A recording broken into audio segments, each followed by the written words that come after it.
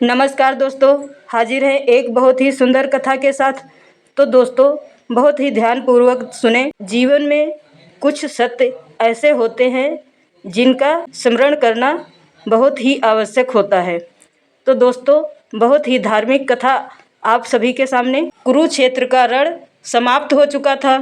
चारों ओर टूटी फूटी रथ ध्वजाएं, बिखरे अस्त्र शस्त्र और वीरों के शव पड़े थे।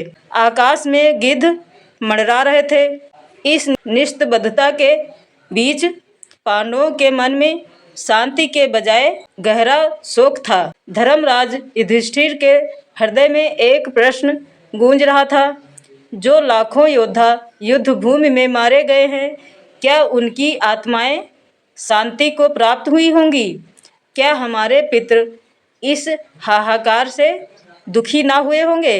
एक संध्या को युधिष्ठिर ने श्री कृष्ण से पूछा, हे माधव, धर्म का सच्चा मार्ग आप ही बता सकते हैं। युद्ध में मारे गए लोग और हमारे पितृ, क्या उन्हें तृप्ति मिली होगी या वे अधर में भटक रहे हैं? उनके लिए हमारा क्या कर्तव्य है? श्री कृष्ण ने गंभीर स्वर में कहा, धर्मराज, मृत्यु के बाद आत्मा वैतरणी नदी को पार करती है। यह नदी अग्नि, कीचड़ और असंख्यक बाधाओं से भरी है। जिनके वंशज श्रद्धा से तर्पण और पिंडदान करते हैं, उन्हें इस नदी को पार करने के लिए नौका, अन्न और जल मिलते हैं। परंतु जिनके वंशज यह कर्तव्य नहीं निभाते, उनकी आत्मा नदी के मध्य प्यास से व्याकुल होकर चिल्लाती हैं, हाय कोई मुझे तिल जल अर्पित करे। इसलिए तर्पण और पिंडदान केवल कर्मकांड नहीं, बल्कि आत्मा के लिए जीवनदायिनी शांति है। कृष्ण ने युधिष्ठिर की ओर देखते हुए कहा, देखो, तुम्हारे पितामह भीष्म सूर्य के उत्तरायण की प्रतीक्षा कर बाणशैया पर पड़े हैं। यह पितरों की शक्ति और तप का परिणाम है। पितृ ही आत्मा को धैर्य और मृत्यु पर विजय की क्षमता देते हैं। बिना पितरों की कृपा आत्मा असहाय हो जाती है। श्री कृष्ण ने आगे कहा, जब कोई संतान श्रद्धा से जल और तिल अर्पित करती है, तब पितृ अदृश्य रूप से उपस्थित होकर उस अर्पण को ग्रहण करते हैं। आकाश में एक दिव्य प्रकाश फैलता है। पितृ कहते हैं, हमारे पुत्र ने हमें स्मरण किया, हमें तृप्त किया, उसे दीर्घ आयु मिले, उसके घर अन्न धन की कभी कमी ना हो। इस समय वातावरण में एक अद्भुत शांति और सौम्यता छा जाती है।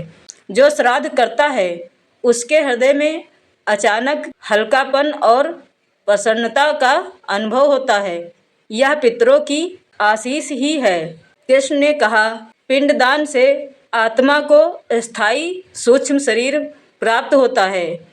बिना पिंड के आत्मा अंधर में भटकती है, जैसे कोई पक्षी बिना पंख के आकाश में उड़ने का प्रयास करे। गया में जब कोई श्रद्धालु पिंडदान करता है, तो वहाँ गुप्त रूप से पितृ दिव्य आकृति में प्रकट होते हैं। वे अन्न के पिंड को स्वर्णिम ज्योति में बदलकर ग्रहण करते हैं और स्वर्गलोक की ओर प्रस्थान करते हैं। उस समय गंगा और फल्गु नदी का जल अमृतमय हो उठता है और वातावरण में घंटनाथ जैसा मधुर स्वर गूंजता है। यही संकेत है कि पितृ तृप्त हो गए हैं। एक ब्राह्मण श्रद्धा में विश्वास नहीं करता था। उसकी मृत्यु के बाद उसके पुत्र ने स्वप्न में देखा एक अंधकारमय वन, जिसमें प्यासे प्यासे लोग भटक रहे हैं। उनके शरीर काले पड़ गए हैं और होंठ सूखे थे। वे पुकार रहे थे, जल दो, जल दो। उनमें उसके पिता भी थे।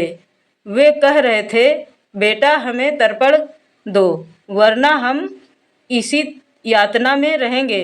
पुत्र भयभीत होकर गया और पिंडदान किया। तब उसने स्वप्न में देखा, वही प्यासे लोग अब स्वर्णमणि आभा से चमक रहे हैं। उनके चेहरे पर संतोष है।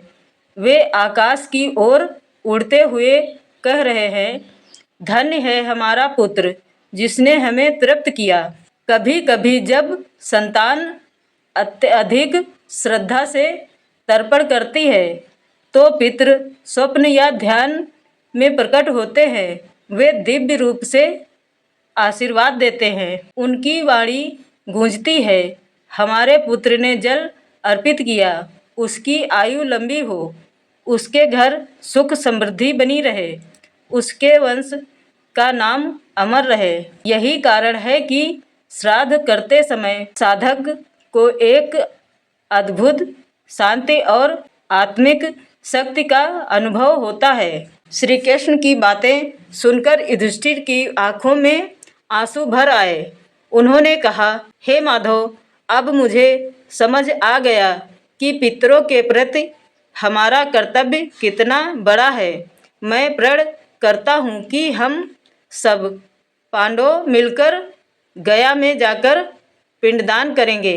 कुछ समय बाद पांडवों ने गया जाकर पितरों के नियमित विधि पूर्वक पिंडदान और श्राद्ध किया। उसी क्षण आकाश में एक अद्भुत दृश्य दिखाई दिया। सुनहरी ज्योति से आकाश भर गया। दिव्य वीणा की ध्वनि गूंजी और असंख्यक आत्माएं प्रसन्न होकर स्वर्ग की ओर उड़ गईं। श्री कृष्ण ने अंत में कहा, युधिष्ठिर, पितरों के आशीर्वाद से ही वंश फलता फूलता है।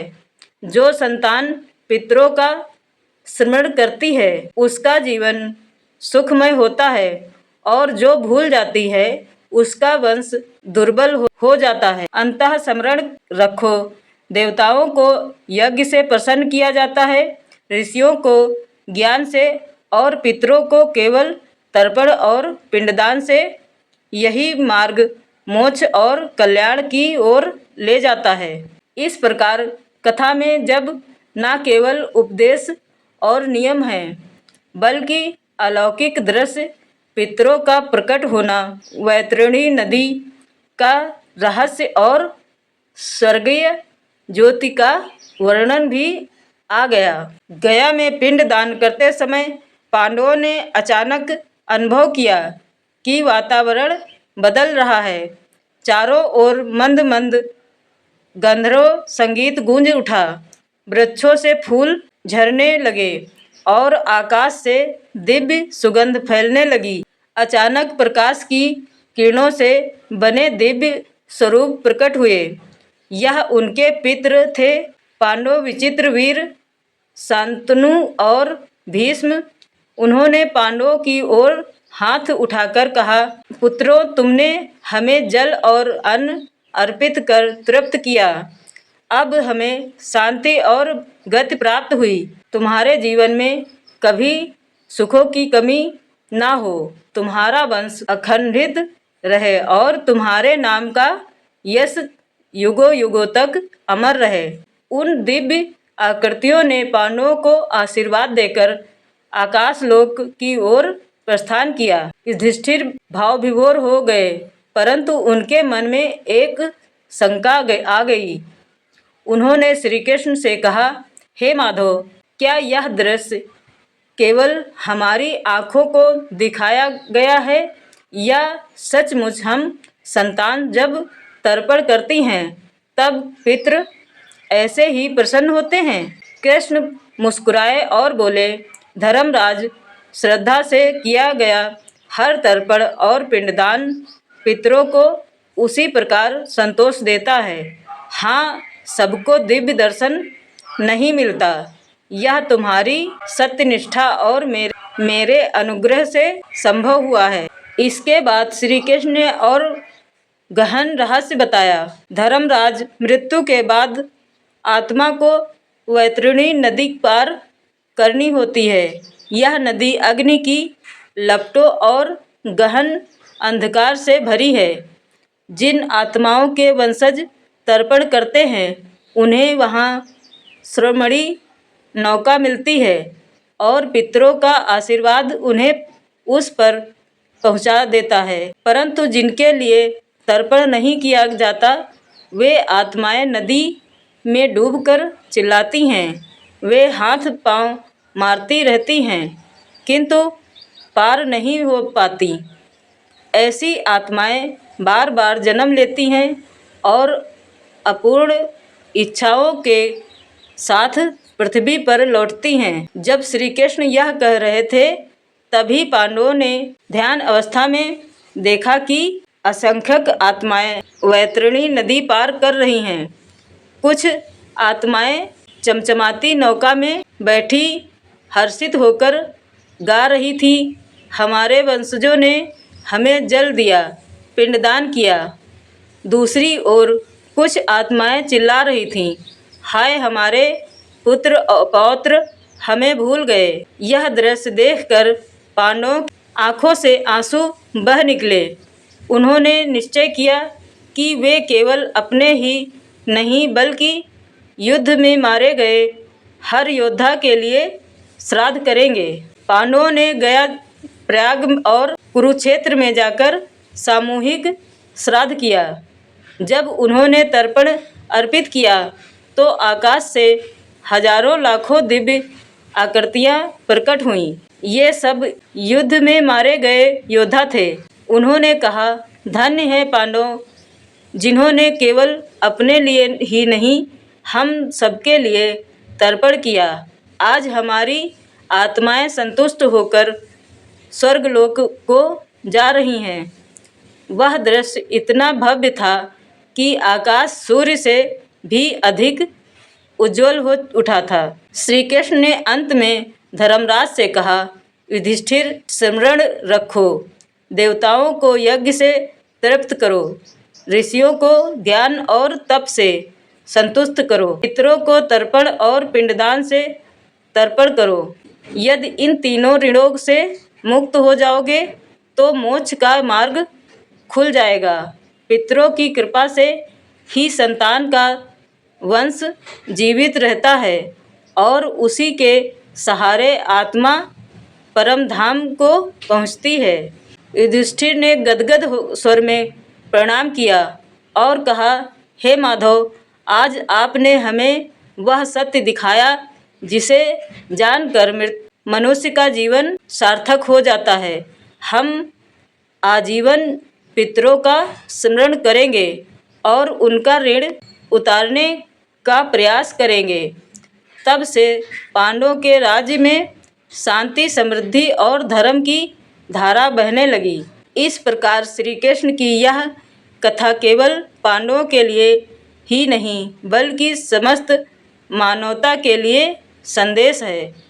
पितरों को तर्पण और पिंडदान से तृप्त करो, तभी जीवन सुखमय और मृत्यु के बाद आत्मा को शांति मिलेगी। जय श्री कृष्ण। राधे राधे।